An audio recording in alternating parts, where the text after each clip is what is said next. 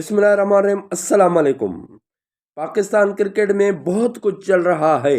यहाँ किसी का कैरियर शुरू होने से पहले ही उनके कैरियर ख़त्म होने का रिस्क लिया जाता है।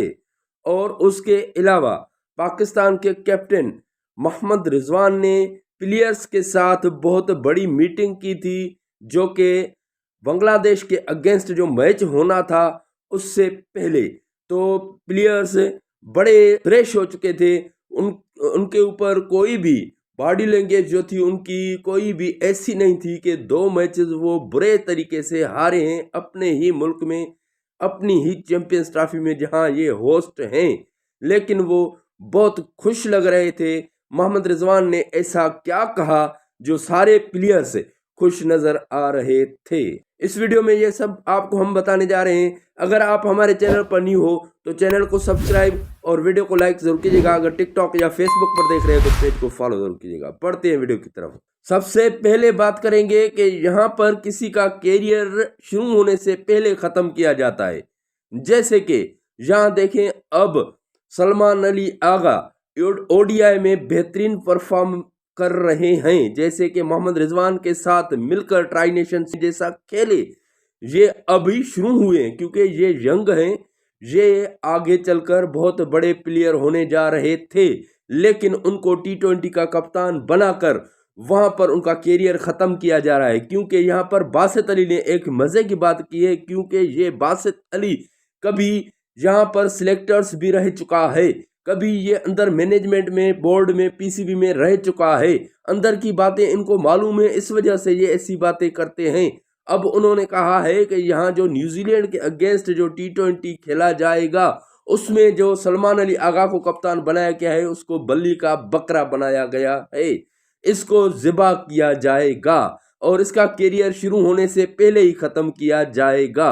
यहाँ पर बहुत से लोग अब कह रहे थे कि भाई यहाँ पर जो है कप्तान बदला जाए, यहाँ पर जो यंग टैलेंट है उनको आगे लाया जाए, क्योंकि आपके जो सीनियर्स हैं वो कुछ नहीं कर पा रहे।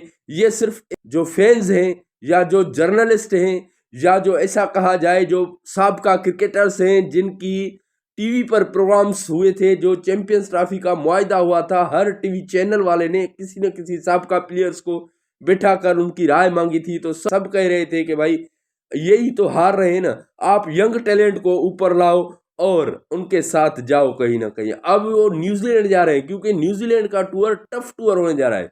वो न्यूजीलैंड है जो आपके घर में आकर आपको व्हाइट वॉश करके गई थी इसी T20 में। ओडीआई की तो बात नहीं करते हैं, ओडीआई में भी तो आपको बुरी शिकस्त दी है उन्होंने चैंपियंस ट्रॉफी में, या इससे पहले भी ट्राई नेशन सीरीज में, या फिर मतलब कि इससे पहले भी आपको वो धोती रही है न्यूजीलैंड, आप उससे नहीं जीत पाते। और यहाँ पर उनका यंग टैलेंट आया था, आपके सीनियर्स खेले थे, फिर भी वो आपको मात देकर गए, यहाँ पर व्हाइट वॉश करके गए।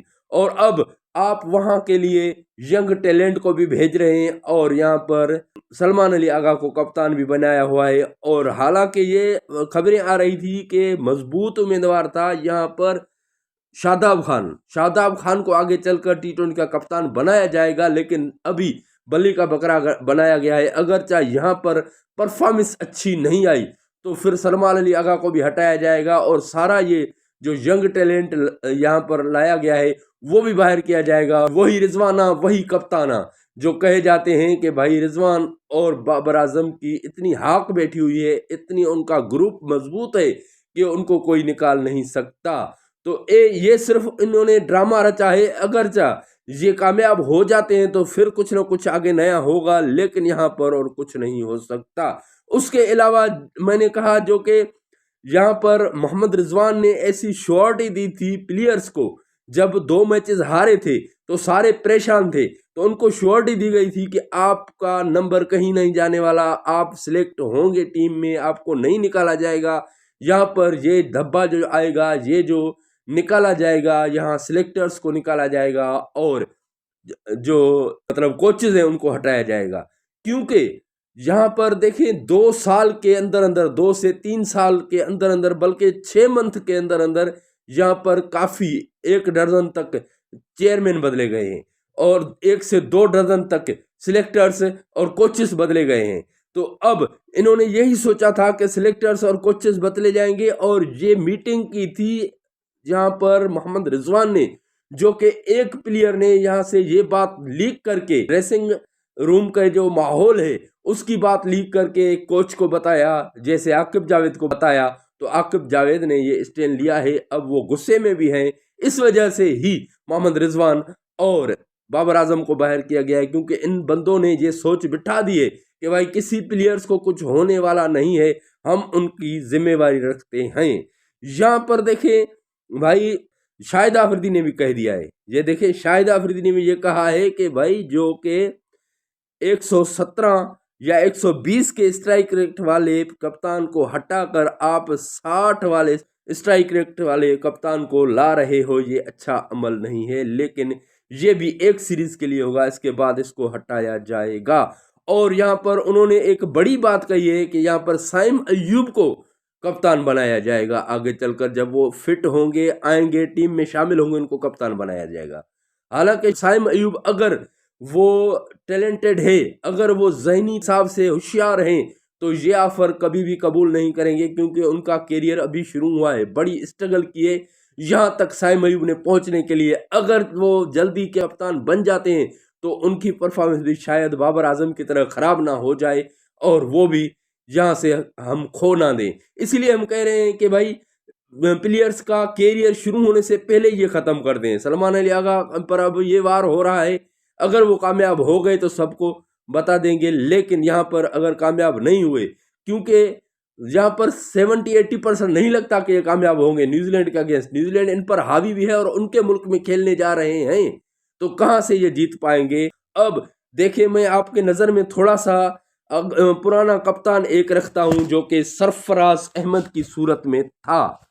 सरफराज अहमद इतना एग्रेसिव प्लेयर नहीं था, और उनकी परफॉर्मेंस देखें खुद की, जो कि 2017 की चैंपियंस ट्रॉफी जितवाने वाला कप्तान है, लेकिन उसकी अपनी परफॉर्मेंस उस टाइम नहीं थी, उससे पहले या उसके बाद भी नहीं थी, लेकिन उनको बिला वजह हटाया गया। देखें T20 में 10 कंसेक्टिव जीत चुके हैं वो, उसका आप देख लें, रिकॉर्ड उठाकर रिकॉर्ड पड़ा हुआ है वहां पर। जब उसकी कप्तानी थी तो 10 कंसेक्टिव जीता हुआ है, और उसके अलावा जितना अच्छा रिकॉर्ड कप्तानसी में सरफराज अहमद का है किसी का भी नहीं है शायद। लेकिन उनकी खुद की अपनी परफॉर्मेंस इतनी अच्छी नहीं थी।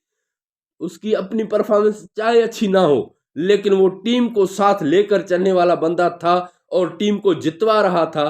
तो ऐसा बंदा इनको नहीं चाहिए, जिसकी अपनी परफॉर्मेंस हो वो चाहिए इनको। इस वजह से ही पाकिस्तान बोर्ड PCB यहाँ पर कामयाब नहीं जाता। आप अपनी कीमती राय से कमेंट सेक्शन में आगाह जरूर कीजिएगा।